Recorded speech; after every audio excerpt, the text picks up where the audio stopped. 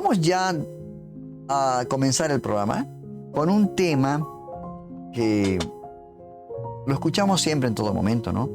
La humildad. Este término de la humildad. Decimos aquella persona es humilde. Y quizás lo vemos humilde por la forma de vestir, quizás porque vive en un ranchito chico, pequeño, porque tiene una bicicleta, porque solamente llamamos de acuerdo a lo que nos dice el diccionario de la Real Academia de la Lengua, ¿no? La humildad. Pero la Biblia nos dice, hermanos, que la humildad es una de las virtudes más importantes en la vida cristiana. Es una de las más importantes. ¿Y por qué? Porque es una característica que Dios valora profundamente en sus hijos. Una característica importante. Ser humilde, hermanos, no significa ser débil o pasivo.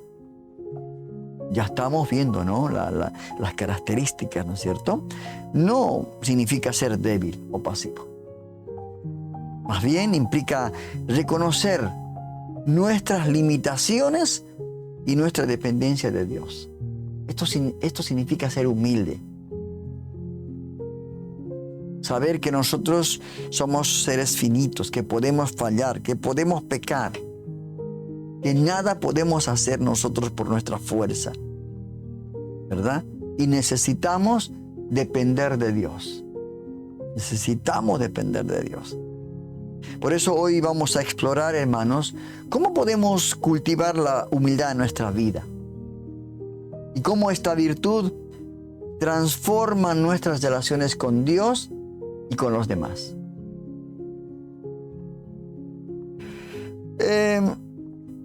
Vamos a ver primeramente qué es la humildad según la Biblia. Dice la palabra de Dios que Dios resiste a los soberbios y da gracia a los humildes. La humildad, según la Biblia, se puede definir como el reconocimiento de nuestra dependencia total de Dios y la disposición de poner los intereses de los demás por encima de los míos, ¿no? O sea, es una actitud del corazón, hermano, que nos permite vivir en paz, en armonía, aceptando que no somos el centro de todo, ¿no? No somos la Coca-Cola del desierto, como dicen algunas personas, ¿no? Sino reconociendo nuestras propias debilidades, que podemos fallar, ¿no? Filipenses, Pablo, en la carta a los Filipenses, en el capítulo 2, versos 3 y 4, da unas palabras que realmente nos hacen reflexionar profundamente. Y dice, no hagáis nada por contienda o por vanagloria. Antes bien, con humildad, estimando cada uno a los demás como superiores a él mismo, no mirando cada uno por lo suyo propio, sino cada cual también por lo de los otros. No que nosotros nos creamos inferiores a los demás, por supuesto que no, pero este tipo de humildad es contraria, hermanos, a lo que el mundo enseña. ¿Y qué enseña el mundo? Reconocimiento, supremacía personal. No, esto enseña el mundo. Y si hablamos de humildad, Jesús es nuestro modelo perfecto de humildad. ¿Qué ejemplo podemos tomar de humildad? A Jesucristo. Es el mayor ejemplo de humildad, hermano. Es el mayor ejemplo. Porque a pesar de ser Dios, dice, no pareció ser igual a Dios, como algo a lo cual él quería aferrarse, diciendo, no, yo soy Dios, yo no puedo hacer esto, no, yo tengo que estar ahí sentado en el trono a la derecha del Padre. Dice que se despojó, se sacó su vestidura, como decir, se sacó su grado y se hizo un siervo, una persona de las más humildes.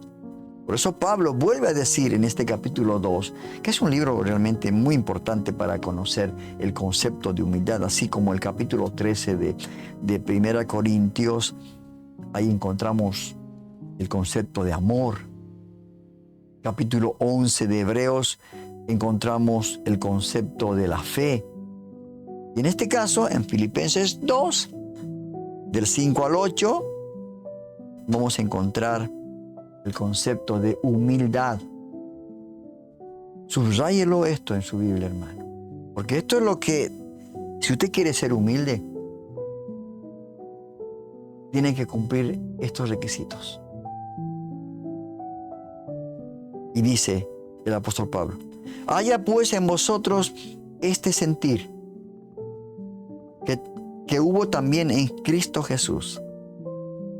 ¿Cuál es el sentir que tuvo el Señor?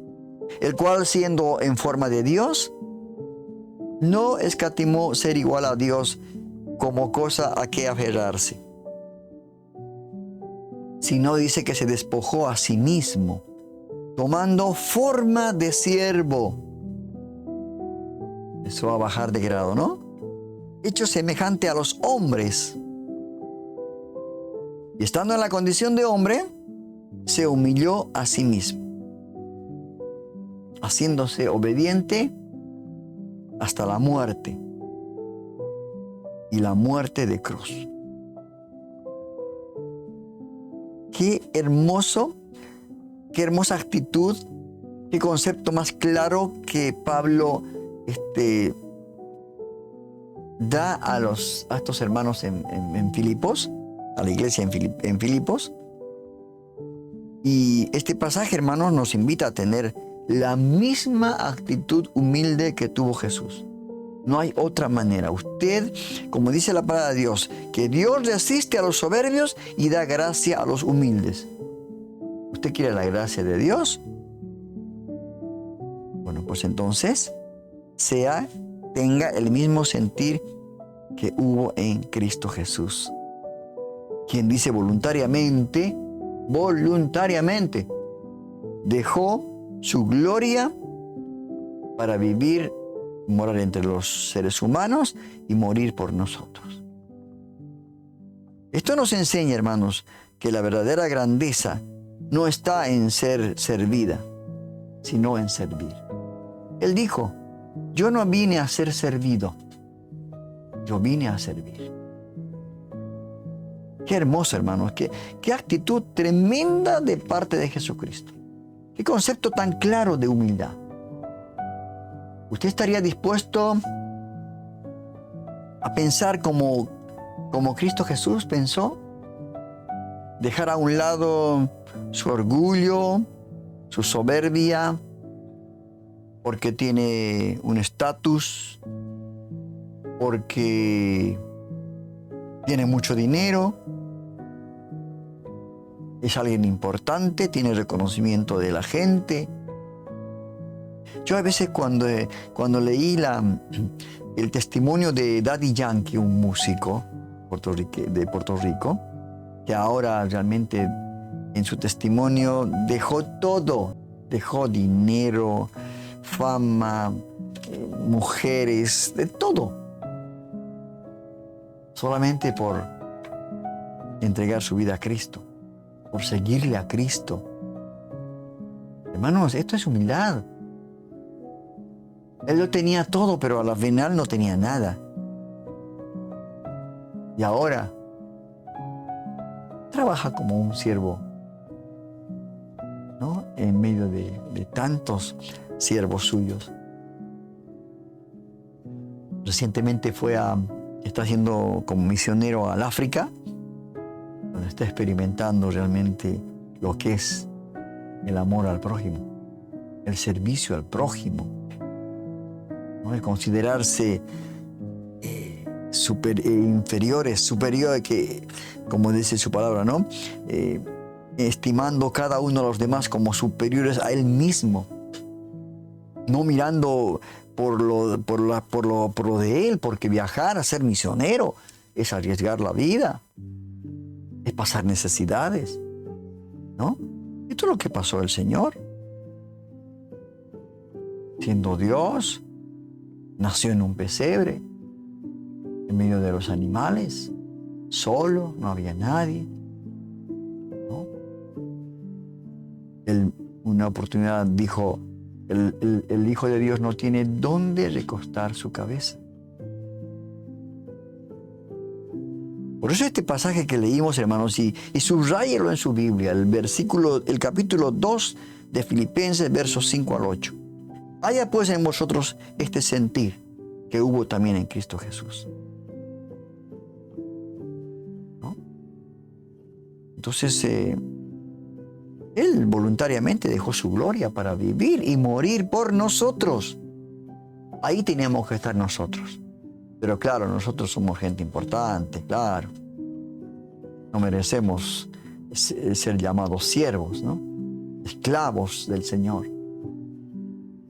Ahí está la soberbia.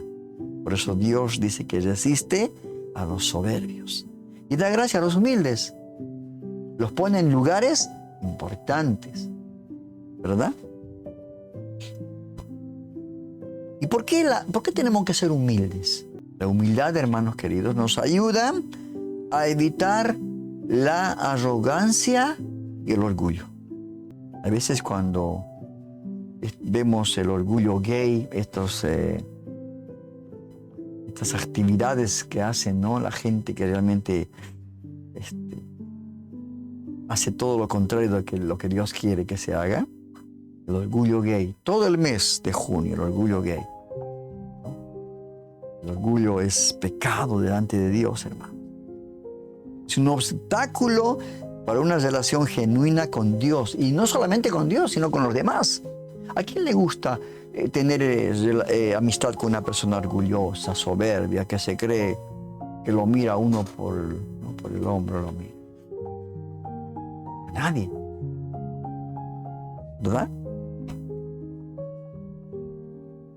La humildad, hermanos queridos, nos permite vernos a nosotros mismos